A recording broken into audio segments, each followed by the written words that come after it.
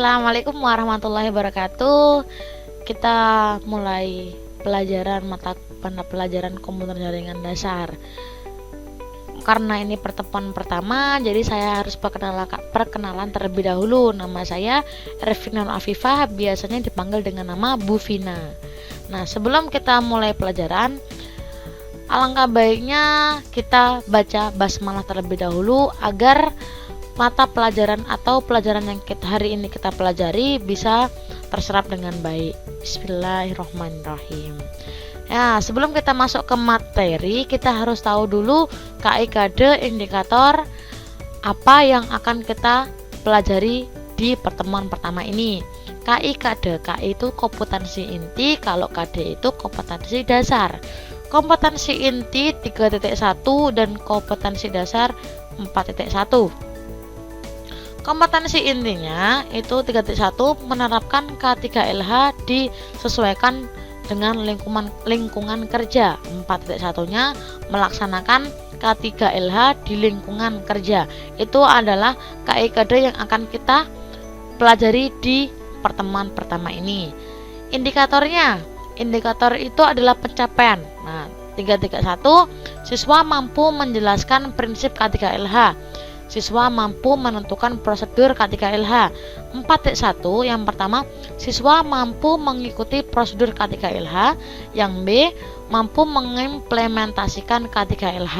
Jadi, ketika kita sudah tahu indikator dan KIKD yang akan kita pelajari pada pertemuan ini, mari kita langsung ke materinya. Materi K3LH. Sebelum kita pelajari K3LH dalam lingkungan atau komputernya kita harus mengetahui dulu pengertian K3LH itu apa.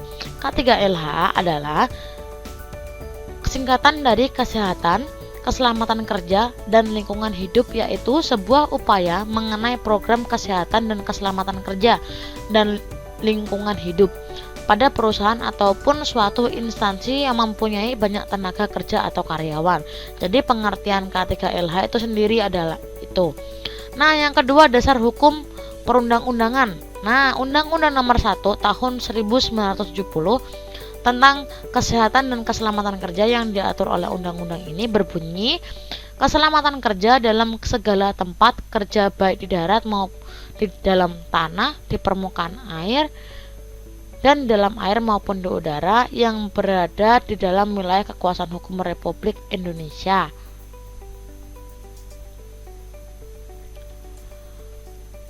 Nah, itu adalah dasar hukumnya. Nah, selanjutnya, tujuan K3LH itu apa? Tujuan K3LH itu dilaksanakan adalah yang pertama, melindungi tenaga kerja atas hak keselamatannya dalam melakukan pekerjaan untuk kesejahteraan hidup dan meningkatkan produksi dan produktivitas nasional. Itu adalah yang pertama, melindungi. Yang kedua adalah menjamin keselamatan setiap orang lain yang berada di tempat kerja. Nah, menjamin keselamatan setiap orang. Jadi bukan individu. Kalau kita individu sudah menjaga diri kita, pasti kita juga bisa menjaga orang lain di sekitar kita. Itu nomor 2. Yang ketiga, memelihara sumber produksi agar dapat digunakan secara aman dan efisien. Yang keempat, menjaga agar tubuh tetap sehat. Karena kalau kita sudah melakukan K3LH, insya Allah tidak akan terjadi apa-apa di kita. Nah, itu prinsip K3LH sendiri dalam penggunaan komputer. Prinsip K3, manfaat K3 tidak hanya saat bekerja di lapangan, tetapi juga dapat bermanfaat bagi pekerja kantoran. Kayak kalau di pekerja kantoran kan kebanyakan duduk seperti ini. Nah, itu ada prinsipnya. Seperti halnya prinsip K3 adalah agar kita bekerja dengan aman dan sehat.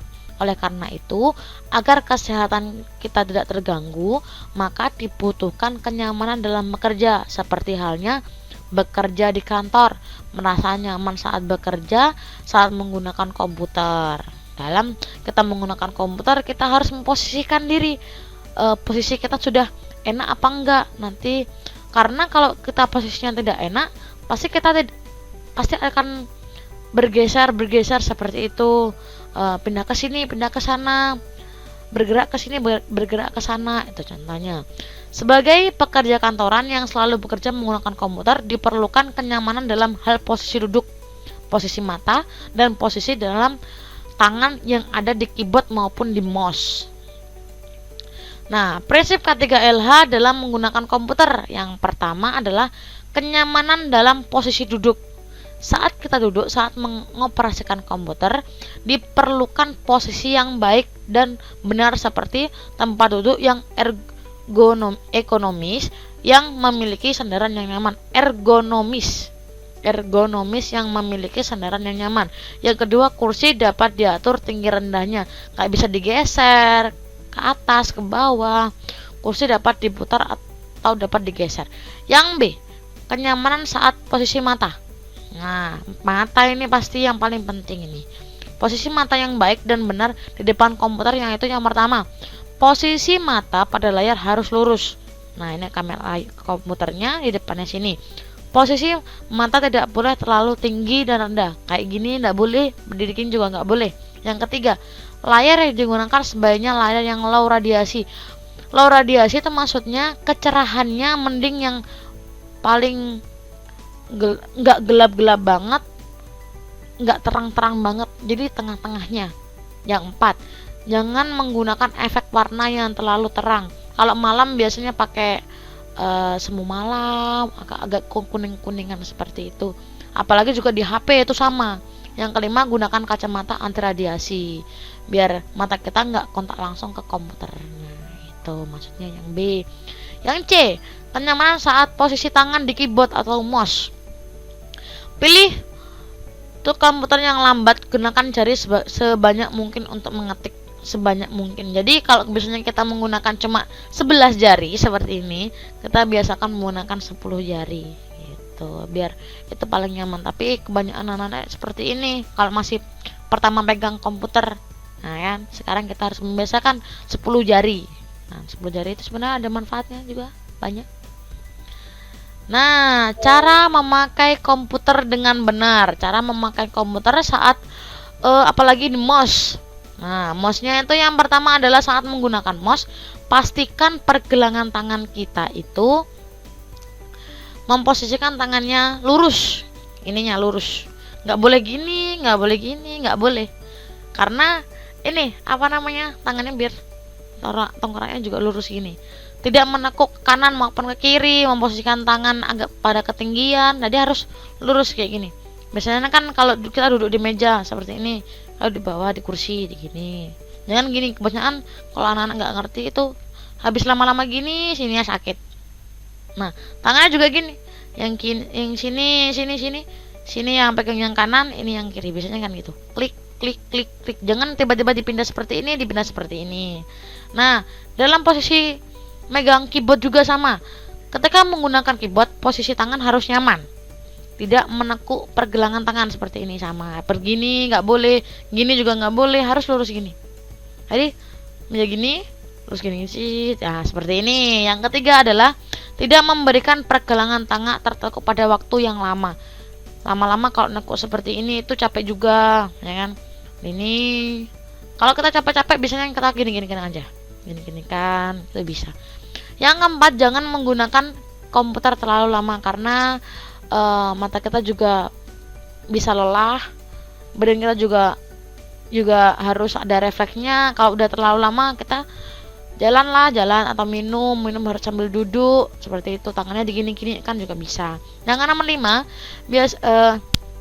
selanjutnya adalah biasakan melakukan peregangan seperti jalan ringan yang tadi saya bilang. Nah, jalan-jalan, kebanyakan duduk juga nggak baik bagi tubuh, jadi harus jalan-jalan juga. Itu namanya contoh dalam pemakaian komputer, megang keyboard sama mouse. Nah, ini adalah contoh cara memakai komputer. Posisi duduknya sekarang yang diatur, tadi kan tangannya yang diatur, sekarang posisi duduknya. Sebenarnya caranya seperti ini. Nah, kalau gini itu salah, posisi leher miring terhadap monitor, kayak gini miring kayak gini nggak baik. Lebih baik posisikan mata lurus seperti ini. Posisi kepala tidak boleh sejajar, posisi kepala dan monitor tidak sejajar.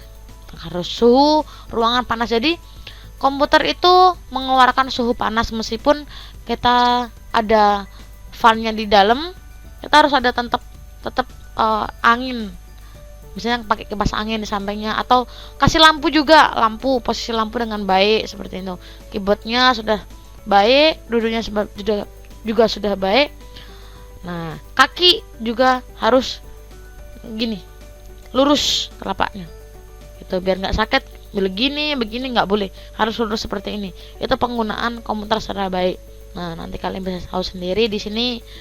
Nah di situ sampai di sini dulu pertemuan kita yang pertama.